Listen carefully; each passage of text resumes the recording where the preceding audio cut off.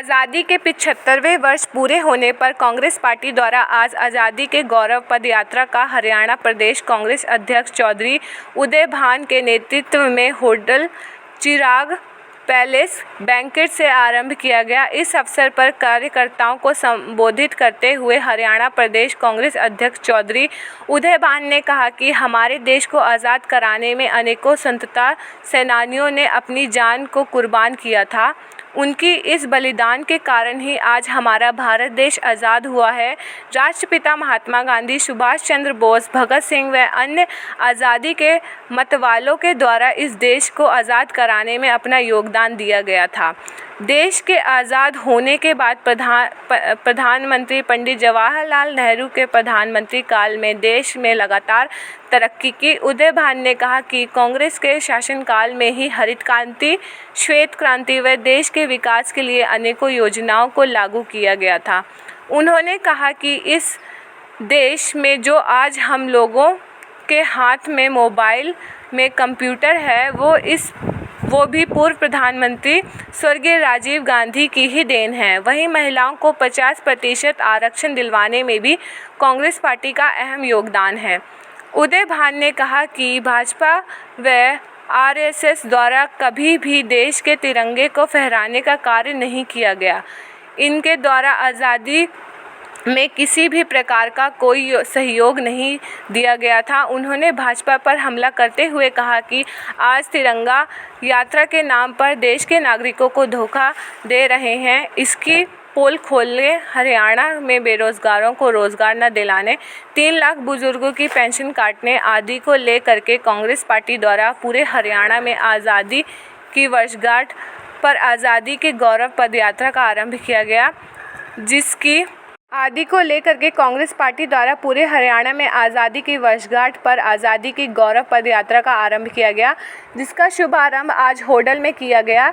यह यात्रा होडल से भुलवाना, विजयगढ़, खिरबी होते हुए रामगढ़ पहुंचेगी। उसके बाद कल 10 अगस्त को हसनपुर अंबेडकर पार्क में इस यात्रा का शुभारंभ किया जाएगा। यह यात्रा पलवल, होडल, हथीन विधानसभा क्षेत्र में से होकर 15 अगस्त को पलवल पहुंचकर एक जुलूस के रूप में पलवल रेलवे स्टेशन पर पहुंचकर राष्ट्रपिता महात्मा गांधी, जहां पर अंग्रेज़ों ने उनको पहली बार गिरफ्तार किया था, वहां पर स्थित उनके स्मारक पर राष्ट्रीय ध्वज फहराकर इस यात्रा का समापन किया जाएगा। उन्होंने सभी कार्यकर्ताओं से अधिक संख्या में इस पदयात्रा में भाग लेने तथा समापन समारोह में शामिल होने की अपील की। होडल बस स्टैंड के समीप से आरंभ हुए इस गौरव पदयात्रा के दौरान चौधरी चरण सिंह, जगजीवन राम, राजीव गांधी के प्रतिमा पर कांग्रेस नेताओं द्वारा माल्यार्पण किया गया। वहीं इस पदयात्रा का होडल के विभिन्न स्थानों पर पुष्प वर्षा करके स्वागत किया गया। इस अवसर पर सैकड़ों की संख्या में कांग्रेस कार्यकर्ता मौजूद थे। होडल से हुक्म गोला की रिपोर्ट। हो चुके हैं और इस 75 वर्ष की वर्षगांठ पर इस पदयात्रा का आयोजन किया जा रहा है। इस पदयात्रा का जो मकसद है वो हमारे देश के सभी नौजवानों को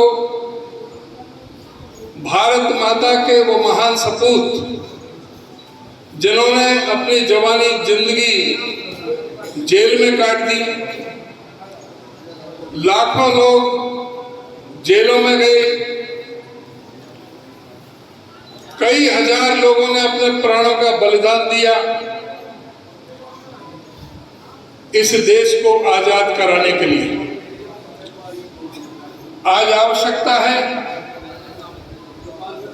उनके अतीत पर झांकने के साथ साथ आज के वर्तमान में आज देश में क्या हो रहा है उस पर निगाह डालने के लिए।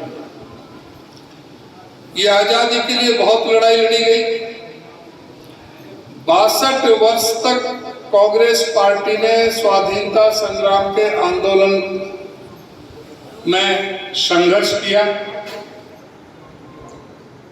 राष्ट्रपिता महात्मा गांधी ने अपना जो एक बहुत ही अमीर परिवार से थे,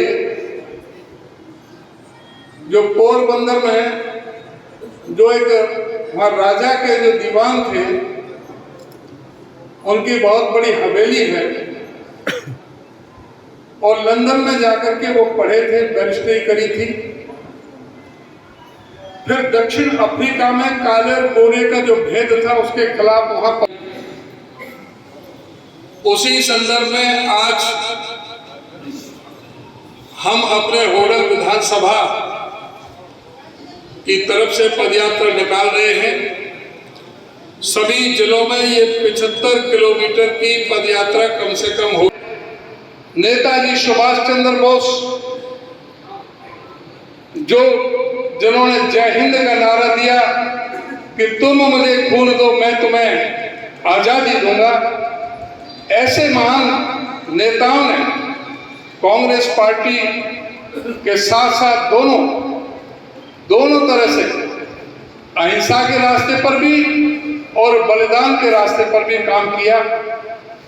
लेकिन इस आजादी के आंदोलन में ये भी अवश्य देखने की बात है कि ये सोचे समझे कि जो भारतीय जनता पार्टी जो उस समय की आरएसएस और जनसंघ थी, इनका वो एक व्यक्ति का नाम बताएं जिसने आजादी के आंदोलन में भाग लिया।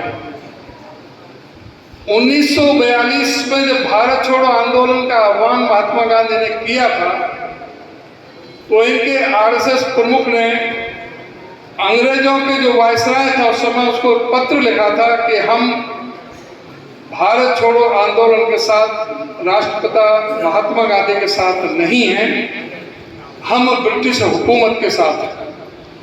इन लोगों ने स्वाधीनता संग्राम के सेनानियों के खिलाफ गवाहियां दी थी।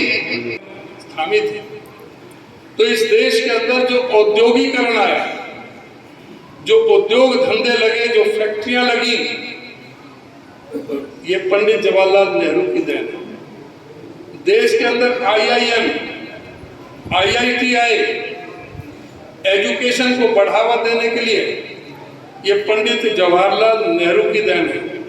देश के अंदर भाभा रिसर्च इंस्टीट्यूट पैदा किया एटॉमिक एनर्जी के लिए, जो 1974 में जो बम विस्फोट हुआ था, परमाणु शक्ति हमें हासिल हुई थी, उसकी शुरुआत पंडित जवाहरलाल नेहरू ने की थी।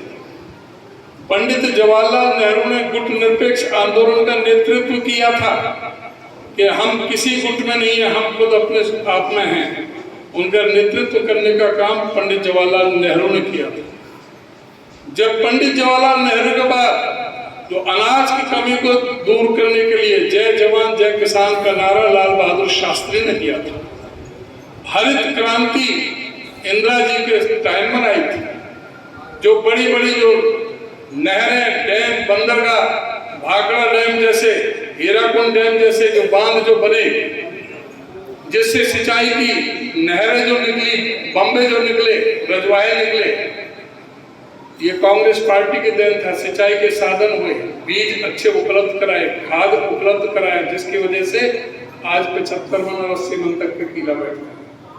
ये कांग्रेस पार्टी हरित क्रांति लेकर आई, कांग्रेस पार्टी श्वेत क्रांति लेकर आई। कांग्रेस पार्टी ने पाकिस्तान के 13 दिन में 2 टुकड़े करने का काम किया और 96,000 फौजियों को सरेंडर कराने का काम किया था कांग्रेस पार्टी। कांग्रेस पार्टी ने 1974 में ये दिखाया, जब बम विस्फोट किया था, एटम बम, कि हम भी पूरी दुनिया में परमाणु ताकत है, परमाणु शक्ति है इंदिरा जी ने। उसके बाद इस देश में जो संचार क्रांति आई, कंप्यूटर क्रांति आई, जो ये बीजेपी वाले हंसते थे कि कंप्यूटर प्रधानमंत्री आ गया राजीव गांधी, आज सबके हाथ में मोबाइल लग रहे हैं, राजीव गांधी की देन। इस देश के अंदर जो पंचायती राज व्यवस्था आई, जो 50% महिलाओं के लिए सीटें आरक्षित की गई, जो 18 वर्ष की उम्र की गई युवाओं की, ये राजीव गांधी की देन है। और उसके बाद जब इन पर राज आया तो देश का सोना भी गिरवी रख दिया गया था। फिर कांग्रेस की हुकूमत आई चंद्रशेखर और वीपी सिंह के राज में, जब कांग्रेस की राज आई तो मनमोहन सिंह फाइनेंस मिनिस्टर थे, पीवी नरसिम्हा राव प्रधानमंत्री थे, तो कांग्रेस पार्टी ने ही देश की लाज बचाई थी। वो सोना भी वापस लिया और आज जो सुदृढ़ व्यवस्था है वो कांग्रेस पार्टी के मनमोहन सिंह की जो दी हुई नीति उसकी वजह से। तो बीजेपी का राज था। जब फौज घेर ली, हमारी फौज ने पाकिस्तान की फौज कारगिल की पहाड़ियों में घेर ली थी, तो उनको सुरक्षित रास्ता देने का काम इसी बीजेपी सरकार ने किया था। उग्रवादियों को हवाई जहाज में बिठाकर बिरयानी खिलाते हुए जो ये लेकर गए थे कंधार में, वो इन्होंने किया था। पुलवामा